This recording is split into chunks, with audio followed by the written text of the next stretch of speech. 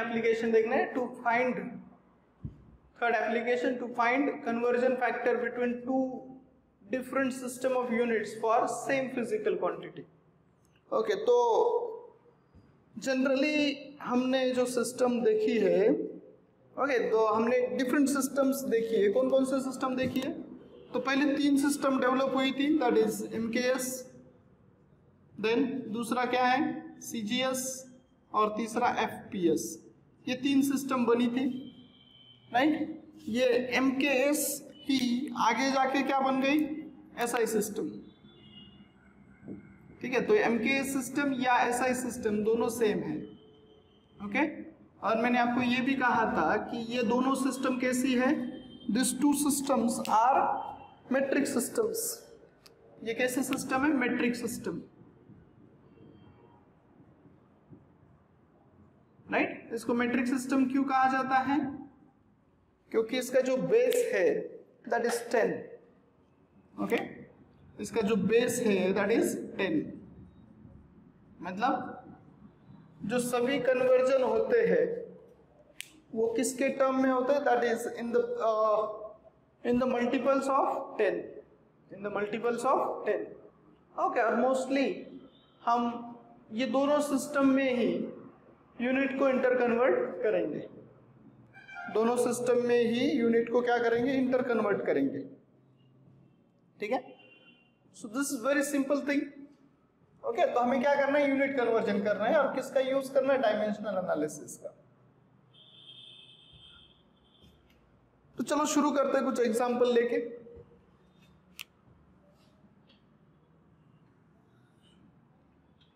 तो energy, unit of energy, okay, unit of energy is what? Unit of energy in SI system. Okay, in SI system it is joule. Okay, and in CGS system, in CGS system it is what? It is Arch. Okay, or symbol is same, that is Arch. ठीक है, अब हमें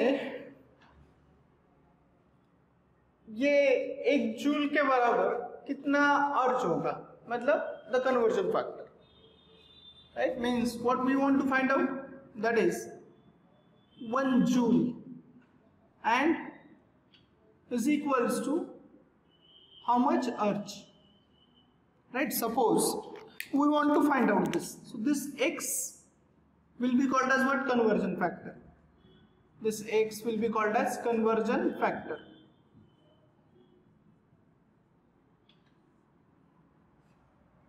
right, ये conversion factor हमने इसका भी study कर लिया है। ठीक है, मैंने कुछ फाउंडेशन के लेक्चर लिए थे, उसमें हमने पढ़ा था ये। ठीक है, अब देखो कि कैसे किया जाता है। ओके, तो these are the 2 system of unit, okay, SI system, or this is MKS system and this is CGS system। अब इन दोनों में इंटर कन्वर्जन करना है और मुझे कन्वर्जन फैक्टर फाइंड आउट करना है। तो कैसा किया जाएगा? ठीक है, पहले तो हमें इस जूल को या अर्ज को क्या करना है? उसको बेसिक फंडामेंटल यूनिट्स के टर्म में लिखना है। ठीक है, कैसे लिखा जाएगा? राइट, तो joule it is a unit of energy. तो एनर्जी का यूनिट क्या है? कौन सी भी एक एनर्जी ले लेंगे हम। ओके, कौन सी लेंगे? पोटेंशियल एनर्जी ले लो, right, that is mgh, right. या इसका यूनिट हमने निकाला है, मास का क्या है? kg। g is what? Acceleration due to gravity, so it is metre per second square, and h is height, and so it is metre. सो ये क्या बन जाएगा? This is kg metre square per second square, right. अब ये तीनों kg, metre और second, kg, metre और सेकेंड, ये तीनों किस में है? This is in SI unit, this is in SI unit. ठीक है, क्योंकि ये फंडामेंटल यूनिट्स सभी। ठीक है, जो फंडामेंटल चार्ट हमने देखा है, ओके, उसमें ये यूनिट्स है। तो ये एसआई सिस्टम हो गई या एमकेएस सिस्टम हो गई। अब इनको अगर सीजीएस सिस्टम में लिखना है, in CGS system, okay, in CGS system, तो ये क्या होगा, देखो मास, ये क्या है मास, राइट ना, ये क्या है मास, मास को किस में लिखते हैं हम, ग्राम।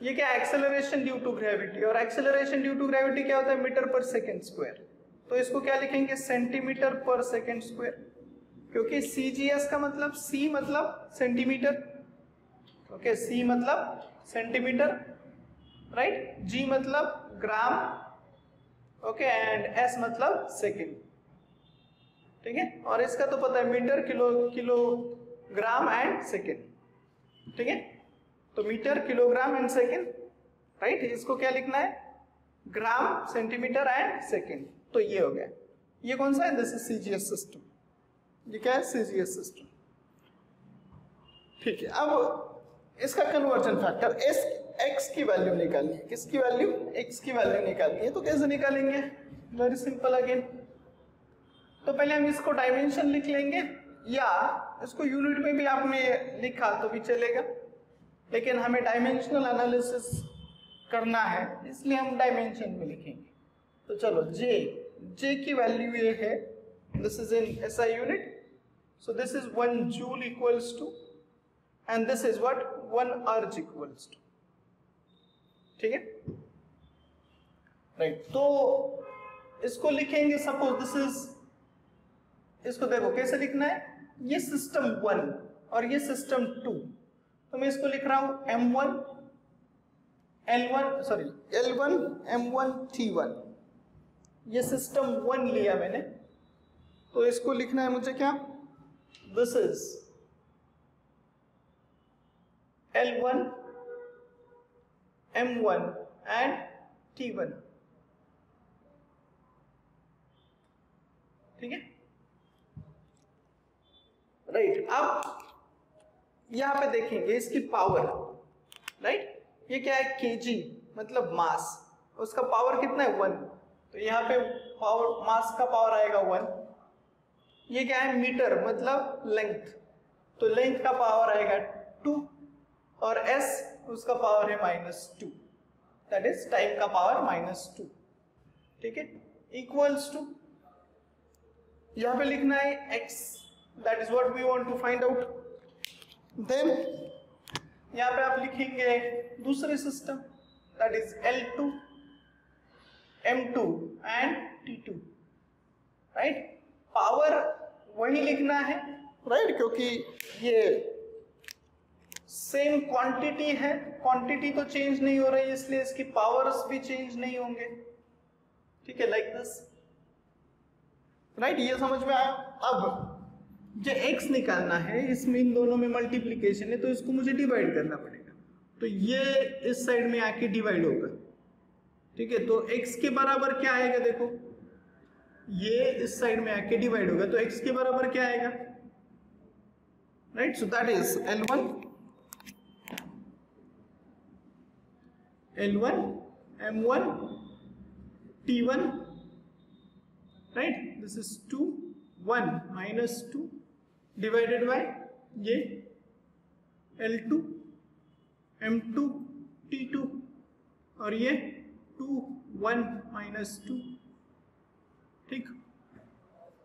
अब क्या कर सकते हैं हम, इनको एक साथ लिख सकते हैं, that is L1 upon L2 raise to 2, then M1 upon M2 raise to 1, and this is T1 upon T2 raised to -2, okay, इनको सेपरेट कर लिया, ओके, देन उसके बाद अब इसमें हम वैल्यूज डालेंगे, इसमें हम क्या करेंगे, वैल्यूज डालेंगे। L1 कौन सा सिस्टम है, ये सिस्टम, कौन सी, SI सिस्टम, L2 ये सिस्टम, ठीक है, तो L1 मतलब मीटर, राइट, ये लेंथ है, तो ये होगा मीटर डिवाइडेड बाय L2 मतलब ये system, right, this is second system, तो इसमें क्या है, सेंटीमीटर, तो यह लिखा मैंने सेंटीमीटर, राइट, समझ में आ रहा है, उसका स्क्वायर, देन उसके बाद मास पे चलते हैं। मास फर्स्ट सिस्टम में मास किस में लिखा है, केजी, तो यहाँ पे लिख दिया KG, right, very simple. Then second system that is CGS system, उसमें क्या है, ग्राम, तो इसको लिख दिया मैंने ग्राम, और उसको क्या करना है, रेज़ टू पावर 1, राइट, और यहाँ पे सेकेंड, यहाँ पे भी सेकेंड, तो यहाँ पे second divided by second raise to -2, ठीक है, ओके। तो चलो अब इसमें वैल्यूज डालेंगे। अब ये पता है आपको कि 1 मीटर एंड दिस 1 सेंटीमीटर, तो 1 मीटर के बराबर कितने सेंटीमीटर होते हैं, दैट इज 100 सेंटीमीटर, राइट, और उसका स्क्वायर। और आपको ये भी पता है कि 1 kilogram is equal to how much gram, that is 1000 gram, right, so this is 1000 gram divided by gram और उसका पावर 1, और ये देखो एस एस ये कैंसिल होगा, तो यहाँ पे आएगा 1, राइट, और ये इसका पावर -2, तो देखो ये सेंटीमीटर सेंटीमीटर कैंसिल, ग्राम ग्राम कैंसिल, ठीक है। तो बचा क्या है, यहां पे बचा है देखो 100 का स्क्वायर, राइट, इंटू 1000, और दिस इज 1 का 1 रेज़ टू -2, और आपको ये पता है कि 1 का कौन सा भी पावर कितना आएगा, हमेशा 1, तो ये होगा 1, राइट, तो ये 100 का स्क्वायर कितना 10,000, राइट, इंटू 1000, तो ये कितना आएगा, एक पे कितने 0, 70, राइट, या इसको क्या लिख सकते हैं 70 मतलब 10⁻⁷, 10⁻⁷, तो ये मिल गई हमें x की वैल्यू, ये हमें मिल गई x की वैल्यू। तो देखो 1 जूल इक्वल्स टू x की वैल्यू कितनी आई 10⁻⁷, तो यहाँ पे लिखेंगे 10⁻⁷, okay, and this is in urge, so very simple, that is 1 joule is equals to 10⁻⁷ urge. Limitations of dimensional analysis, क्या क्या लिमिटेशंस है, ओके, अब देखो हमने 1-2 एग्जाम्पल सॉल्व किए जिसमें हम कांस्टेंट्स की वैल्यू जो है वो नहीं निकाल सकते, ओके, मतलब हमने कल एक एग्जाम्पल देखा था, कौन सा एग्जाम्पल देखा था, time period of simple pendulum, तो हमें ये रिलेशन मिला कि the time period is related to what, length and acceleration due to gravity, लेकिन उसमें हमने जो कांस्टेंट डाला था दैट इज 2π, ओके, जिसमें हमने एक कांस्टेंट डाला था 2π, उसकी वैल्यू हमें नहीं मिली थी, okay, so we can not find out the values of constant by using dimensional analysis, okay. Then very important point, that this dimensional analysis cannot be used to derive a relation which involves trigonometric ratios, logarithmic ratios and exponential function, right, मतलब जिस equation में trigonometry के जो ratios है that is sine cos tan, logarithmic scale है या exponential terms है, तो उसके लिए जनरली हम डायमेंशनल एनालिसिस यूज नहीं करते। किसी भी इक्वेशन में अगर कोई कांस्टेंट है, राइट, अगर वो उसको अगर डायमेंशंस होंगे, उसको अगर क्या होंगे डायमेंशंस होंगे, तो उनके बीच का रिलेशन हम फाइंड आउट नहीं कर सकते, ओके, उनके बीच का इक्वेशन जो रिलेशन है वो फाइंड आउट नहीं कर सकते, ठीक है। तो these are the major limitations for the dimensional analysis, okay.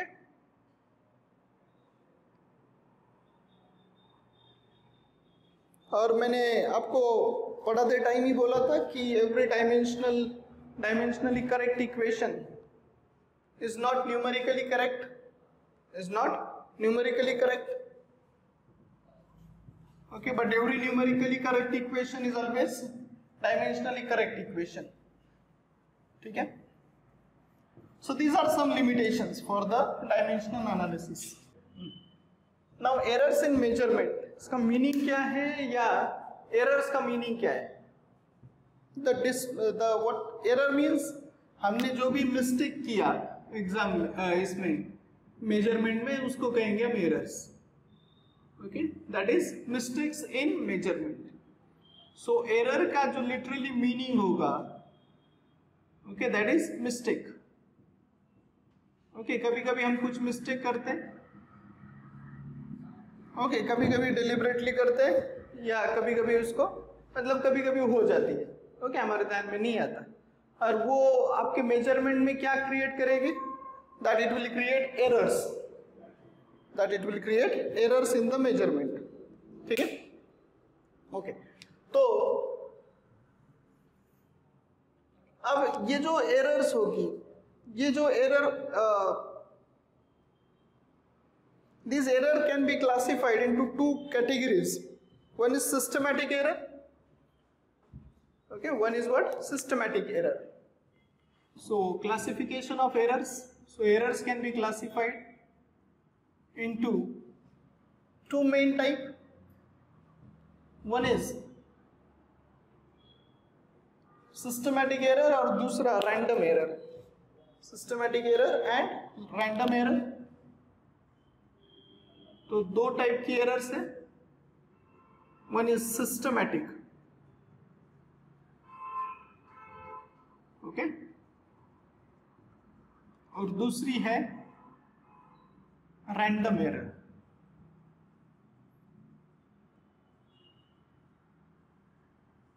ठीक है, अब सिस्टमैटिक एरर और तीन टाइप की होती है और ये जो तीन टाइप की एरर है सिस्टमैटिक एरर,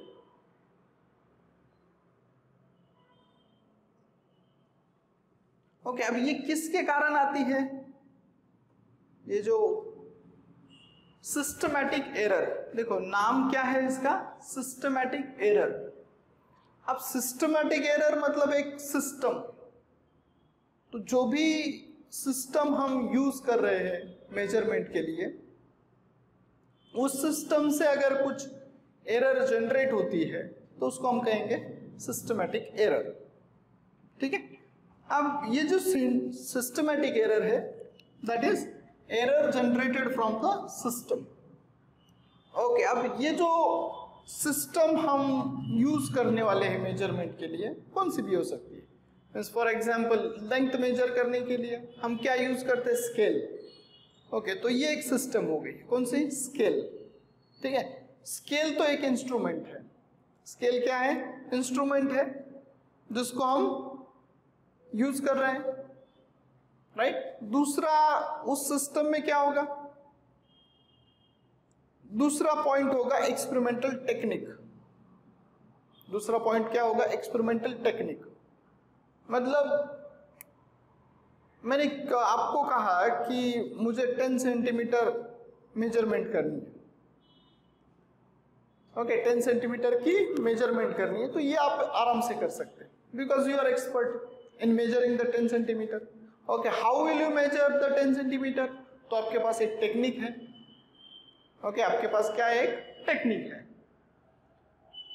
टेक्निक आपको पता है कि आपका जो स्टार्टिंग पॉइंट होगा मेजरमेंट का वो 0 से शुरू होगा और 10 तक एंड होगा.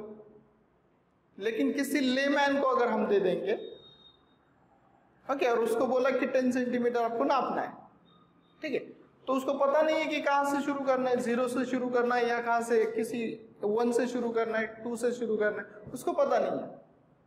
ठीक है, तो उसको टेक्निक के बारे में नहीं पता है, उसको टेक्निक के बारे में नहीं पता है, तो वो वहाँ पे कुछ एरर क्रिएट कर सकता है.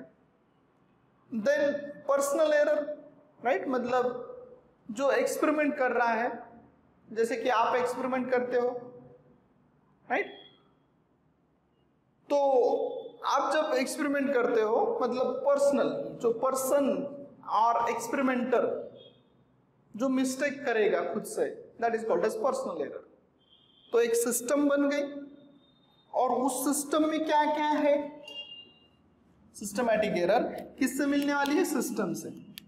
तो सिस्टम में क्या क्या है, एक है इंस्ट्रूमेंट, एक क्या है इंस्ट्रूमेंट। जैसे कि मैंने एक एग्जांपल लिया, for example scale is your instrument, okay, to measure the length, okay, एक सिंपल थिंग, राइट। या आप दूसरा भी ले सकते, फॉर एग्जांपल आपको मेजर करना है करंट, या आपको मेजर करना है स्पीड, राइट, स्पीड आप मेजर करते हो, तो किससे करेंगे आप, स्पीडोमीटर से करेंगे। किससे करेंगे, स्पीडोमीटर से, ओके, और speedometer to measure the speed, ठीक है। तो ये आपका इंस्ट्रूमेंट हो गया, राइट। उसके बाद दूसरा पैरामीटर इस सिस्टम में आएगा, दैट इज इंस्ट्रूमेंटल टेक्निक और एक्सपेरिमेंटल टेक्निक, ठीक है, एक्सपेरिमेंटल टेक्निक, राइट। मतलब जो भी आपको मेजर करना है, जो कुछ आपको मेजर करना है, उसकी टेक्निक आपको पता होनी चाहिए, राइट। इसलिए आपको एजुकेशन दिया जाता है कि आप किसी इंडस्ट्री में जाके वो टेक्निक अच्छे से फॉलो करें।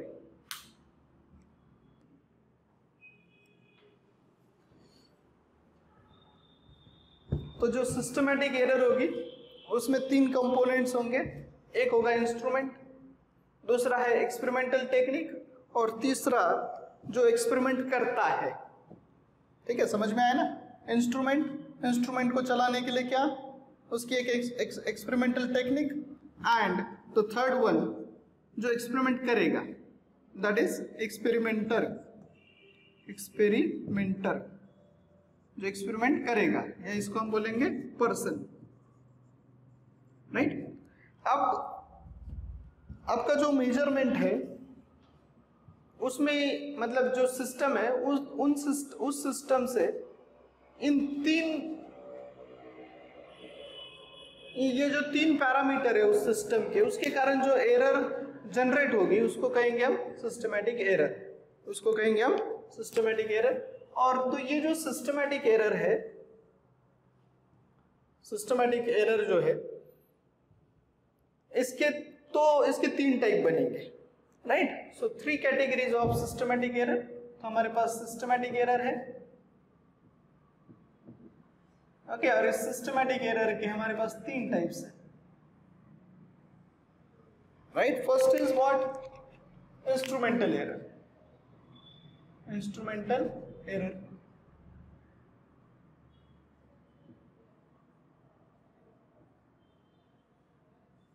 राइट। मतलब if there is a certain fault in the instrument, then that type of error will be called as instrumental error. So this is due to what, fault in instrument,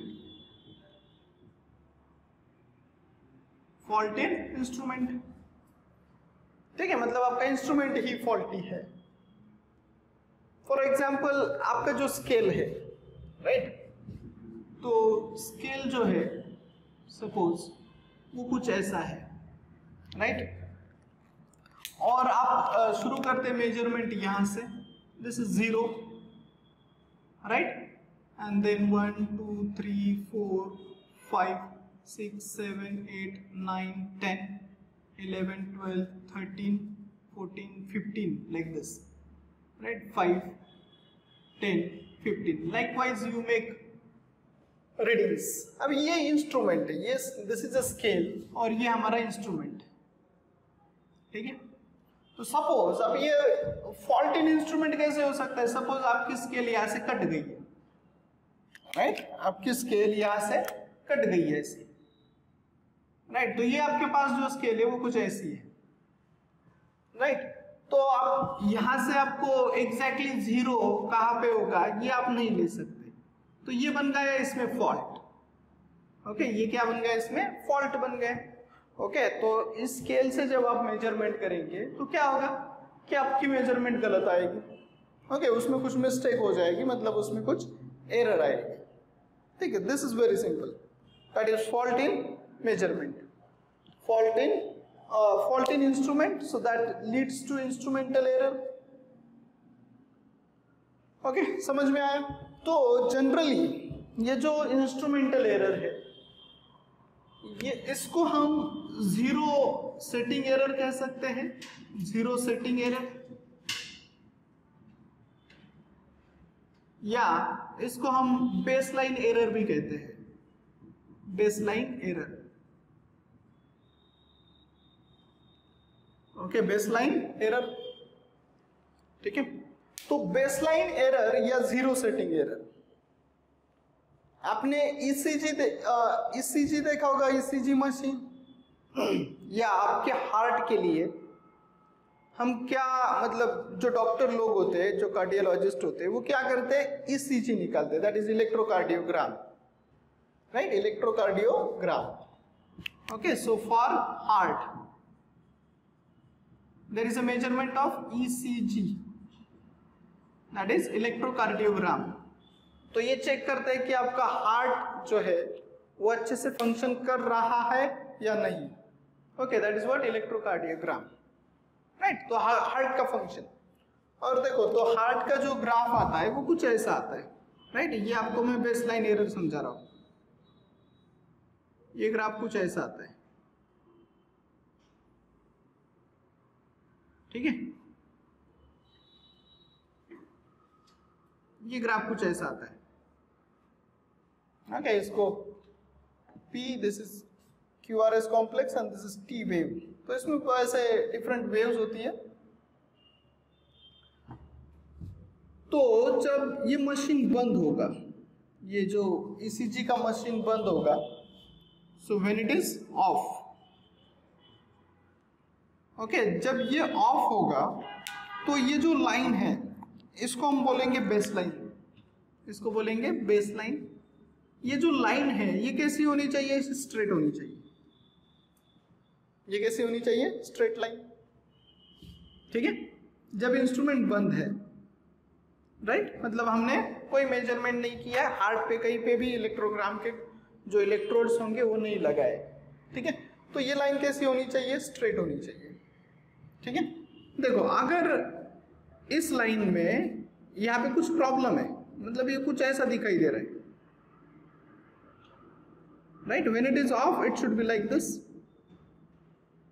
it should be like this, but if it is like this, okay, होनी तो ऐसी चाहिए, लेकिन ये ऐसी नहीं है, कुछ ऐसी है। तो जब हम इलेक्ट्रोकार्डियोग्राम निकालेंगे तो जो यहाँ पे जो ग्राफ आने वाला है वो कुछ क्या होगा, डिस्टॉर्ट हो जाएगा, क्योंकि इसमें ऑलरेडी एक बम्प है।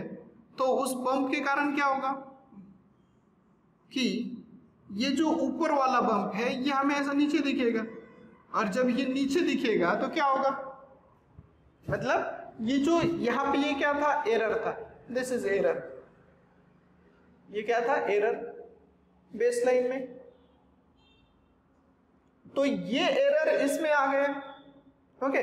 तो आप मतलब डॉक्टर क्या बोलेगा कि आपका हार्ट तो खराब हो गया है, right, it needs some attention. लेकिन ऐसा तो कुछ नहीं है, वो तो किसके कारण आया, इंस्ट्रूमेंट के कारण आया, राइट, क्योंकि पहले तो इंस्ट्रूमेंट ही ऐसा ऐसे लाइन दिखा रहा था, वही लाइन इसमें आ गई, इसमें आ गई, इसीलिए इसको कहेंगे बेसलाइन एरर, इसको कहेंगे बेसलाइन एरर। या दूसरी क्या होगी, zero setting error. Zero setting error को भी आपको अगर समझना है तो सपोज आपका स्पीडोमीटर है, राइट, और स्पीडोमीटर में आपने देखा है कि एक ऐसी स्केल होती है, सर्कुलर स्केल, क्या होती है, कैसी, सर्कुलर स्केल होती है, ठीक है। और सर्कुलर स्केल में ऐसा मार्किंग होती है, that is zero, like this, ऐसी मार्किंग होती है,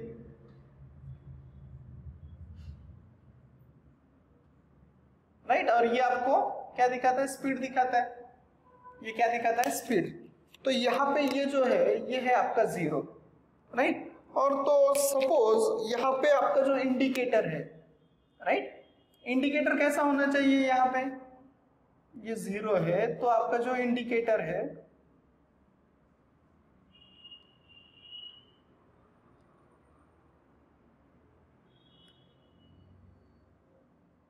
ओके, जो स्पीडोमीटर होगा उसका जो इंडिकेटर होगा वो कैसा होना चाहिए, कुछ ऐसा होना चाहिए, लाइक दिस। मतलब ये इसने क्या इंडिकेट करना चाहिए, जीरो। ओके, इसने क्या इंडिकेट करना चाहिए, जीरो। तब जब ये एग्जैक्टली जीरो इंडिकेट करेगा, कब, जब मोटरसाइकिल, आपकी मोटरसाइकिल कैसी है, बंद है, राइट, आपकी मोटरसाइकिल अगर बंद है, and at that time if it is showing like this, zero, then it will tell you the exact speed. It will tell you the exact speed, otherwise there will be a problem. Otherwise there will be a problem. ठीक है, मतलब तो देखो क्या होगा कि suppose ये zero थोड़ा आगे है, मतलब आपकी गाड़ी बंद है, और ये सपोज 2 यूनिट से आगे, कितने, 2 यूनिट से आगे हैं, और जब आप गाड़ी चालू करेंगे तो आपको स्पीड, आपका स्पीड अगर कितना होगा, 20 होगा, तो ये कितना दिखाएगा, 22, क्योंकि ये 2 यूनिट से पहले से आगे था, ये 2 यूनिट से पहले से आगे था। तो आपका जब स्पीड कितना होगा, 22 होगा, राइट, आपका स्पीड, या फॉर एग्जांपल आपका स्पीड कितना होगा, 20 होगा, तो ये जो एरो है ये कहां तक जाएगा, 24 तक जाएगा, ये एरो 24 तक जाएगा, क्योंकि पहले से ये दो पॉइंट्स आगे था।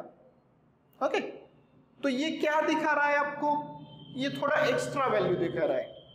ओके, ये क्या दिखा रहा है, एक्स्ट्रा वैल्यू दिखा रहा है, तो उसको हम बोलेंगे पॉजिटिव एरर, उसको बोलेंगे हम पॉजिटिव एरर, राइट। देन ये इंडिकेटर, ओके, यहां होगा तो कुछ पॉइंट प्रॉब्लम हो जाएगा, राइट, और ये पीछे होगा तो भी कुछ प्रॉब्लम हो जाएगा, मतलब ये पीछे होगा तो भी एग्जैक्ट रीडिंग नहीं देगा, आगे होगा तो भी एग्जैक्ट रीडिंग नहीं देगा। तो ये हमें क्या पता, ये कहाँ होना चाहिए, एग्जैक्टली जीरो पे होना चाहिए, जीरो पे होगा तभी ये एग्जैक्ट रीडिंग दे पाएगा, ठीक है, otherwise there will be mistake in the measurement and that leads to error, and such type of error will be what, instrumental error, क्योंकि ये किसने एरर तैयार की, ये एरर इंस्ट्रूमेंट के कारण आई, ये एरर किसके कारण आई, इंस्ट्रूमेंट के कारण आई, ठीक है, समझ में आया। तो ये जो जीरो सेटिंग एरर होगी, ओके, ये जो जीरो सेटिंग एरर होगी ये 2 टाइप की होगी। ओके, इसको अच्छे से ध्यान में रखो कि जीरो सेटिंग एरर और zero error we can call it as, ये हो सकती है 2 टाइप की, ये हो सकती है 2 टाइप की। एक होगी पॉजिटिव एरर, ओके, ध्यान में रखो, ये हमें यूज करना है आगे, positive error. Okay, so if your measured value, okay, if your measured value is greater than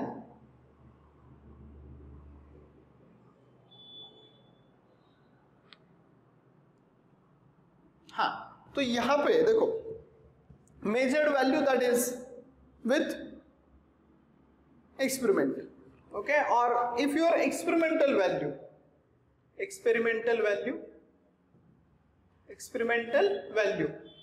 जो किसके साथ होगी, विथ एरर,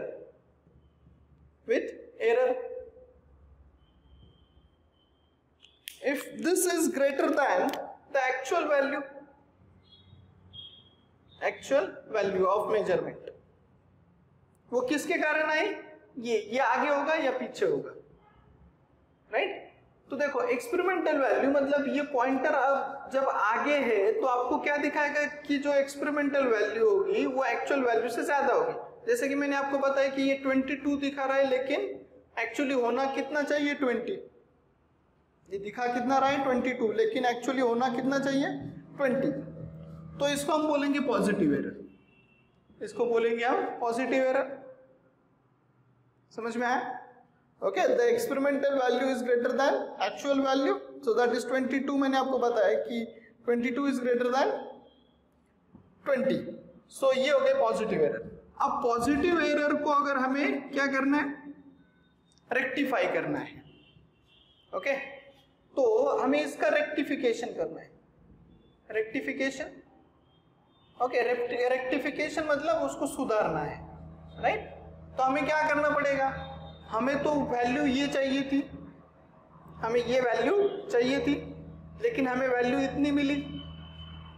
तो हम क्या करेंगे कि इस 22 में से 2 अगर माइनस कर दे, ओके, 2 को क्या कर दे, माइनस कर दे, तो हमें ये वैल्यू मिल जाएगी। तो रेक्टिफिकेशन के लिए हमें क्या करना पड़ेगा, हमें जो जीरो एरर है, zero error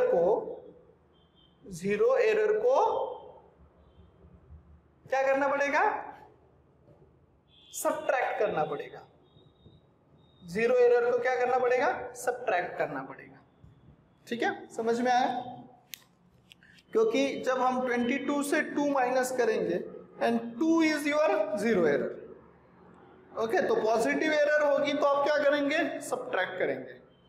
okay, and similarly इसमें दूसरी एरर जो होगी दैट इज निगेटिव एरर। क्या होगी, दूसरी जो एरर होगी दैट इज निगेटिव एरर। तो निगेटिव एरर में क्या होगा, निगेटिव एरर, तो निगेटिव एरर में क्या होगा, तो experimental value is less than actual value. So जो एक्सपेरिमेंटल वैल्यू होगी, experimental value is less than actual value, is less than actual value. तो आप इसमें क्या करेंगे, आप जब रेक्टिफिकेशन करेंगे इसका, आप जब इसका रेक्टिफिकेशन करेंगे, ओके, रेक्टिफिकेशन, तो जो जीरो एरर आपको दी होगी, ओके, जो जीरो एरर आपको दी होगी उसको क्या कर देंगे, आप ऐड कर देंगे। Okay, so zero error is added the zero error, added the error. ठीक है, तो ये समझ में आया, वेरी सिंपल थिंग। तो ये जो है this is positive error, negative error, ये भी आपको ध्यान में रखना है। इसमें मैंने बेसलाइन एरर और जीरो सेटिंग एरर आपको बताई। ठीक है, तो ये हो गई इंस्ट्रूमेंटल एरर। ये this type of error is what, instrumental error. ठीक है, ये आपको समझ में आया होगा। Then another type of error is what, another type of error that is what, there are two more error, that is one is due to experimental technique,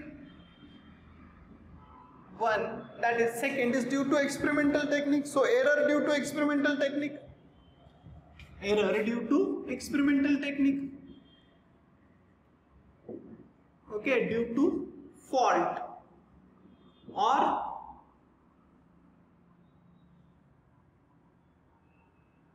और क्या बोल सकते हैं इसको, error due to fault और wrong experimental technique,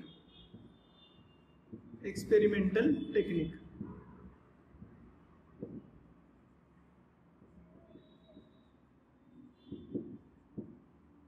ठीक है, तो इसमें और एक टाइप का एरर आएगा that is called as parallax error, parallax error, right. तो ये स्केल का एग्जांपल अगर हम लेंगे, तो स्केल का एग्जांपल इसमें पैरेलैक्स एरर कहां से आएगा, कैसे आएगा, ठीक है, इसको समझ लेते। तो अगर मुझे 5 को डॉट देना है, राइट, मतलब मुझे 5 to 10 मेजर करना है, ओके, मुझे क्या करना है, 5 to 10 जो डिस्टेंस है वो मेजर करना है। तो मेरी जो एक्सपेरिमेंटल टेक्निक है वो क्या कहती है कि मुझे इस स्केल के सामने खड़ा होना पड़ेगा और एग्जैक्टली खड़ा होना पड़ेगा, ओके, एग्जैक्टली इसके स्ट्रेट होना चाहिए। मतलब मैं यहाँ पे 5 के लिए डॉट दूं तो कुछ वो ऐसा ही आना चाहिए, एग्जैक्टली 5 के नीचे या एंड एग्जैक्टली 10 के नीचे। तो ये मैं डिस्टेंस मेजर करूंगा और वो होगा एग्जैक्ट डिस्टेंस, ओके, वो क्या होगा, एग्जैक्ट डिस्टेंस। ठीक है, तो स्केल में मेजरमेंट करने के लिए मुझे एग्जैक्टली उसके ऐसा सामने खड़ा होना पड़ेगा। ठीक है, अगर देखो, अगर आप क्या कर रहे हो कि आप इस साइड में मतलब कुछ एंगल लेके इसको देख रहे हैं, स्केल को, इस एंगल लेके कुछ स्केल को इसको देख रहे हैं स्केल को, तो क्या होगा, तो यहाँ पे जब मैं 5 को 0 दूंगा, मतलब 5 को डॉट दूंगा, तो ये डॉट कुछ ऐसा आएगा, ये डॉट कुछ ऐसा आएगा, मतलब ये थोड़ा इस साइड में चला जाएगा, ये भी कुछ इस साइड चला जाएगा ऐसा, ठीक है। या इस साइड से मैं इसको डॉट देता हूं तो ये कुछ थोड़ा आगे चला जाएगा ऐसा, राइट। मतलब जब हम उसको ऑब्जर्व कर रहे हैं, उस इंस्ट्रूमेंट को ऑब्जर्व कर रहे हैं, तो उसको हमें कैसे देखना है, एग्जैक्टली उसके सामने होके देखना है, ओके। अगर हम उसमें कुछ एंगल बना रहे हैं तो उसको हम कहेंगे पैरेलैक्स एरर, ओके, उसको हम कहेंगे पैरेलैक्स एरर, क्योंकि this is due to observation angle, due to observation angle, due to observation angle, तो ये एरर जनरेट हुई, जिसको हम कहेंगे पैरेलैक्स एरर, ओके। तो ये क्या हो गया, हमारी एक्सपेरिमेंटल टेक्निक ही गलत हो गई, ओके, हमारी एक्सपेरिमेंटल टेक्निक ही गलत हो गई, इसलिए इसमें एरर आया, and that is nothing but error due to experimental technique. And जो सेकंड है, दैट थर्ड जो टाइप है इसका एरर का, that is what, personal error,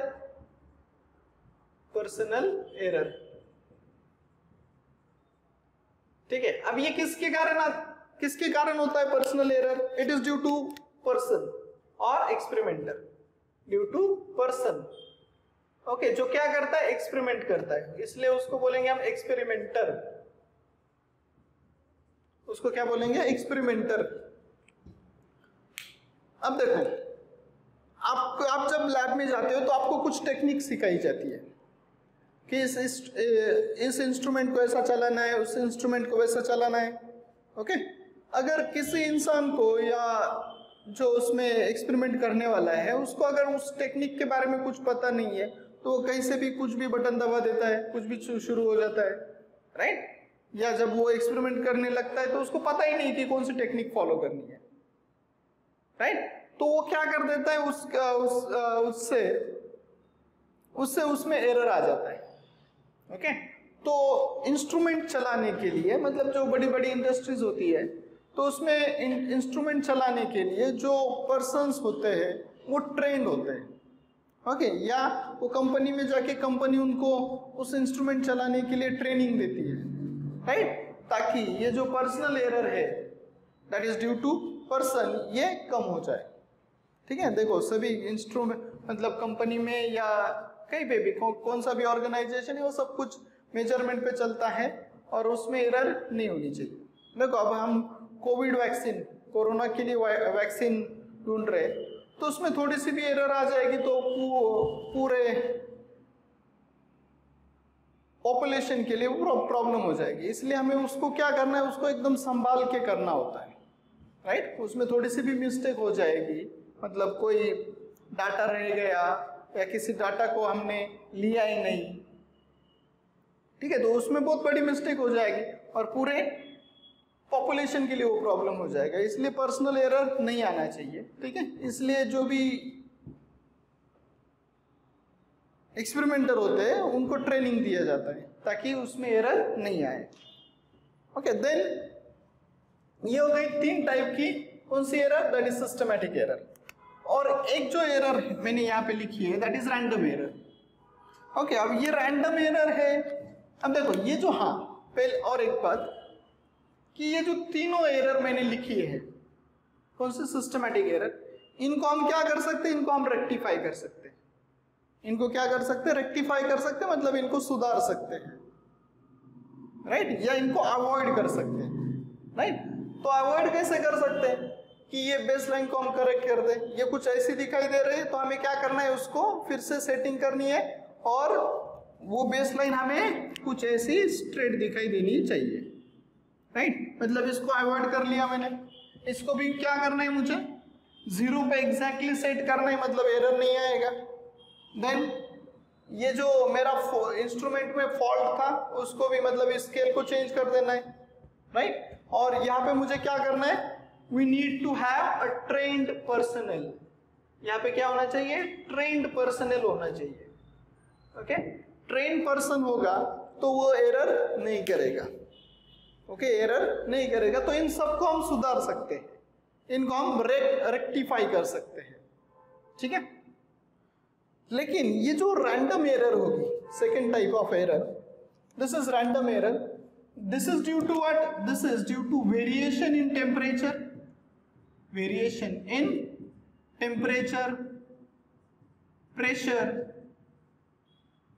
then humidity. Okay, अब ये क्या है? Temperature, pressure, humidity, these are natural things, these are natural things। इनको हम अवॉइड नहीं कर सकते, इनको हम क्या नहीं कर सकते? इसको अवॉइड नहीं कर सकते। ये एरर आएगी तो आएगी। ओके, फॉर एग्जांपल हमने एक इंस्ट्रूमेंट बनाया, कब बनाया? उसको बनाया दिसंबर में, मीन्स इन विंटर सीजन, और उसको यूज किया समर में, मतलब मई में, राइट। तो दिसंबर में तो टेम्परेचर बहुत कम होता है और उसको हम यूज कर रहे हैं कहाँ पे? मई में, ओके, मई के महीने में। तो वहाँ पे क्या होगा कि टेम्परेचर वेरिएशन बहुत ज़्यादा हो जाएगा। दिसंबर में टेम्परेचर कितना होता है? 15 से कम होता है, राइट। और मई में टेम्परेचर 40 से भी ज़्यादा हो जाता है। तो देखो, टेम्परेचर वेरिएशन हो रहा है, टेम्परेचर वेरिएशन हो रहा है। फॉर एग्जाम्पल एक रजिस्टर है, नहीं, और रजिस्टर जो होता है मेटालिक रजिस्टर, उसका टेम्परेचर बढ़ाने से उसका रेजिस्टेंस बढ़ता है, उसका रेजिस्टेंस बढ़ता है। मेटालिक रजिस्टर का टेम्परेचर बढ़ाने से रेजिस्टेंस बढ़ता है। तो उसको मैंने मैन्युफैक्चर किया या उसको मैंने कैलिब्रेट किया, कब किया? दिसंबर में, मतलब विंटर सीजन में। और उसका फिर से मैंने मेजरमेंट किया, और कब किया? मई के महीने में, that is in summer season. तो क्या हो गया? There is a due to temperature difference. तो जो दिसंबर में जो रीडिंग थी वही रीडिंग मई के महीने में नहीं होगी, वो कुछ अलग रीडिंग दिखाएगा, उसका रेजिस्टेंस बढ़ जाएगा। तो हम बोलेंगे कि यार ये इंस्ट्रूमेंट तो खराब हो गया, लेकिन वो खराब नहीं हुआ है। वो किसके कारण हुआ? That is due to variation in temperature. तो टेम्परेचर में जो वेरिएशन आया उसके कारण जो एरर आई, that is what? Random error. या प्रेशर के कारण या ह्यूमिडिटी के कारण, मतलब ये सभी क्या है? This all are what? This all things are natural things, okay. और इसको हम अवॉइड नहीं कर सकते।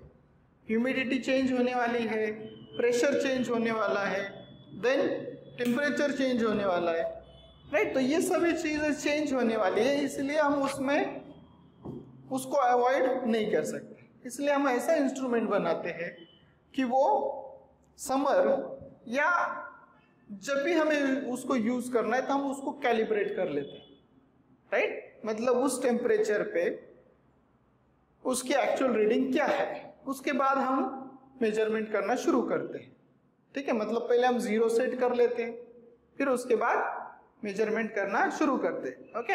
और हर एक इंस्ट्रूमेंट के लिए, मतलब आप जब किसी इंडस्ट्री में जाओगे तो आपको सबसे पहले क्या करना होता है? किसी भी इंस्ट्रूमेंट के लिए आपको करना होता है कैलिब्रेशन। कैलिब्रेशन मतलब उसको बेसलाइन सेट करनी है या उसमें 0 सेटिंग करनी है, उसको बोलेंगे हम कैलिब्रेशन, ओके। तो ये समझ में आया? These are the different types of errors, these are the different types of errors, okay. तो ये समझ में आया? इसको हम नेक्स्ट लेक्चर में कंटिन्यू करेंगे।